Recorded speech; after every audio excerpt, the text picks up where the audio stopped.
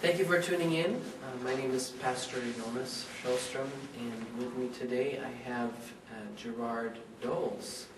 And your life was featured or profiled in a recent movie, right? Correct. The movie is called Milk, and it stars Sean Penn, and it's been Oscar nominated. I thought it'd be interesting today to hear your story from you, rather than just seeing it on the picture. So I prepared a couple of questions that I'd like to ask you. What did you think of the movie?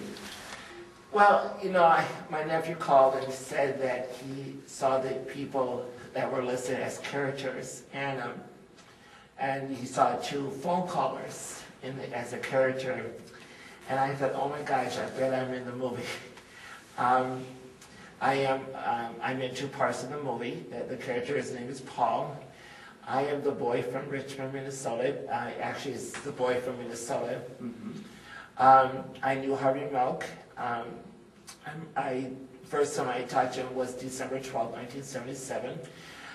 The movie was pretty good. It's a history of Harvey Milk's life.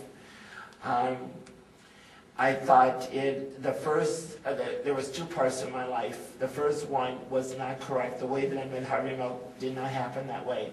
But the second part was absolutely the truth. I was with Harvey Milk, I was with Don Amador, who introduced me to Harvey Milk at the No 16 party that happened in West Hollywood. So that's how I thought the movie was okay. I think Sean Penn did a wonderful job in the movie. The character who played me had a couple parts. He did a wonderful job. Even though the first one wasn't correct the way that I met Harvey Milk, but he did a good job. Okay. Now you were born 1960. 60, yes. I'm going to share now how I kind of got to meet Harvey Milk and why I was part of that movie. 1960, I was born September 8th. I was actually a month overdue. I was born disabled. I have no kneecap or hip socket in my right leg. And I was put in a hospital at 3 months old called Gillette Children's Hospital in St. Paul. And for the first 15 years of my life, I was in and out. And so there was no bonding between my mother and father. I was pretty isolated, and it was very hard on my parents. They came every weekend to look at a mirror or in a window to see me, and they could not touch me. So I was pretty not bonded correctly, and Bonded with your parents correctly. Okay, so you were born 1960. How did you know that you were born gay?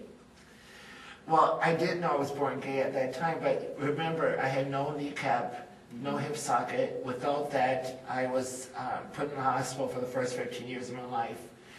And, they always say the first 5 years of your life, you should be bonded correctly with your mom and dad. On an emotional... I'm sorry, not 5 years, 2 years. And 2 years you should be bonded with your mom and dad. And with me being in the hospital, there was one time I was in the hospital from 3 months old to 17 months to 24 months. I left the hospital.